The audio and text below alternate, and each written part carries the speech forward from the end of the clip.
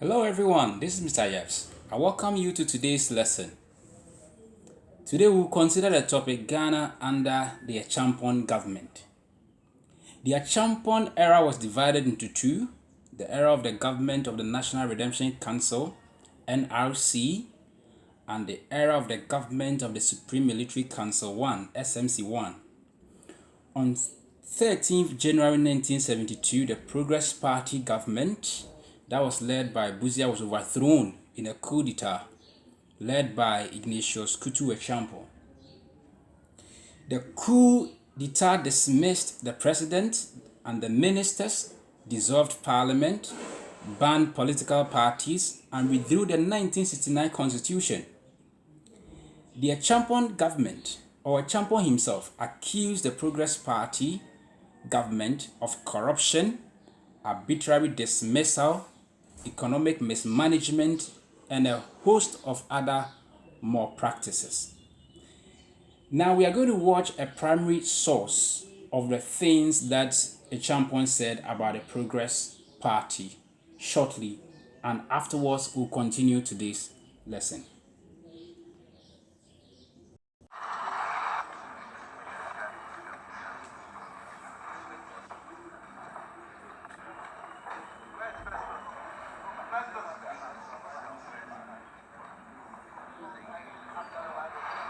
The government is a military government which will rule with advice from certain eminent civilians in the country. I would like to emphasize immediately that this coup was not initiated by the armed forces merely to satisfy our selfish ends. As I said in my earlier broadcasts, the takeover was occasioned principally by the hypocrisy of the Busia regime, coupled with the inefficient management by that regime of our economy. The malpractices which existed before the 1966 coup are still with us, and there was no prospect of seeing an end of them. Matters got steadily worse, especially in the economic field, and it became obvious that the Busia government had no clue as to how to arrest the position.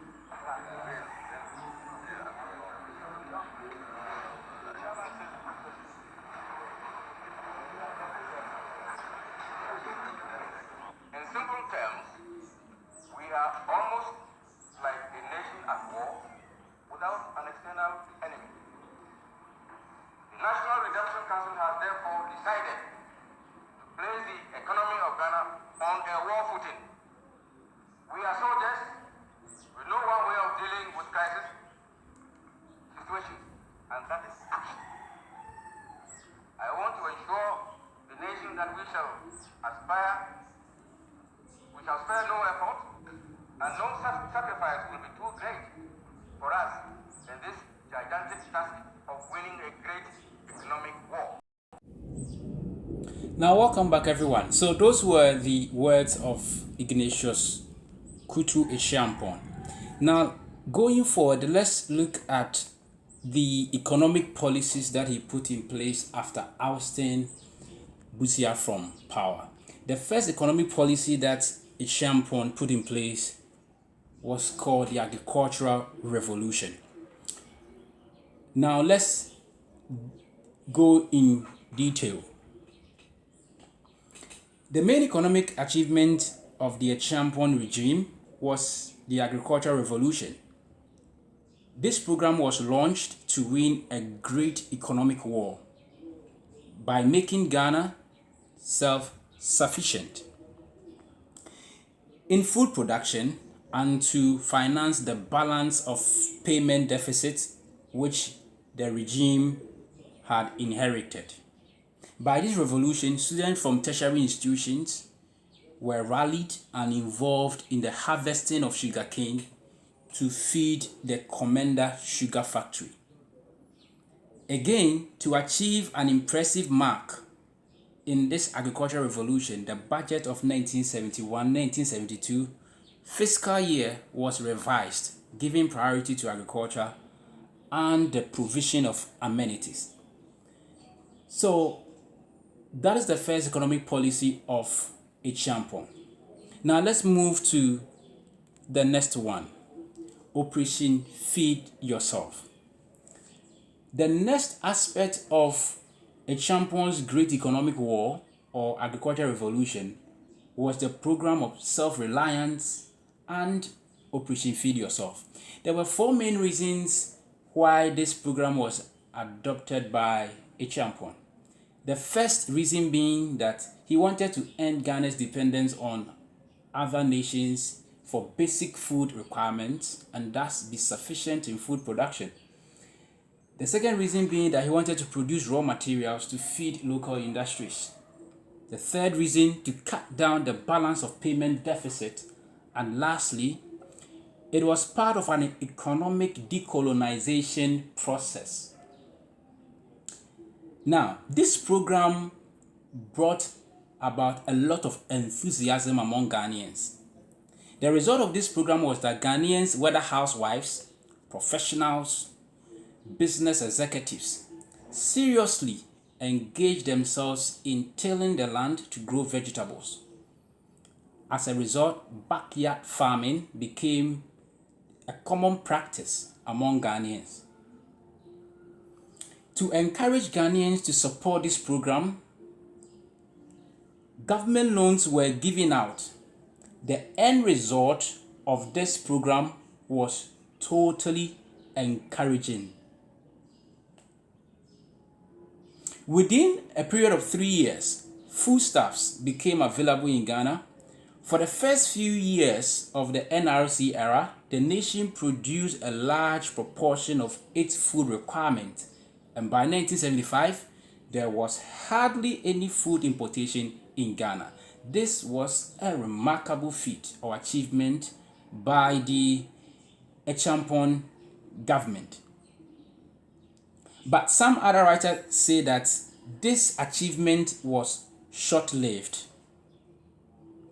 because when this policy was embarked on, the country experienced a lot of rains. So this helped with agricultural activities.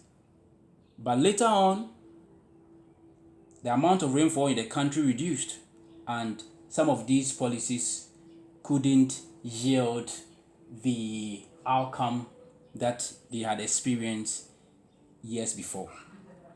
Now let's move to the second policy that was embarked on by the Acheampong government. Production of raw materials was another policy that was embarked on by Acheampong. This program was called Operation Feed Your Industries, and it was launched in 1975. This was aimed at encouraging the production of certain cash crops, notably rubber, cotton, cashew, sugarcane, and groundnut, to feed local industries. To achieve this purpose or aim, the government increased the agricultural budget by 60% and also channeled more capital to Agricultural Development Bank to provide loans to farmers. Besides, the government provided farmers with various inputs or resources such as seedlings, seeds, fertilizers, insecticides, and others free of charge. Now let's move to the next economic policy that was put in place by Acheampong, and that was irrigation. Overall, about 10 million Ghana cedis was set aside for irrigation, and two flagship programs or irrigation projects under this policy were the Dowenya and the Tono irrigation projects. The last economic policy that was put in place by the Acheampong government is rice production.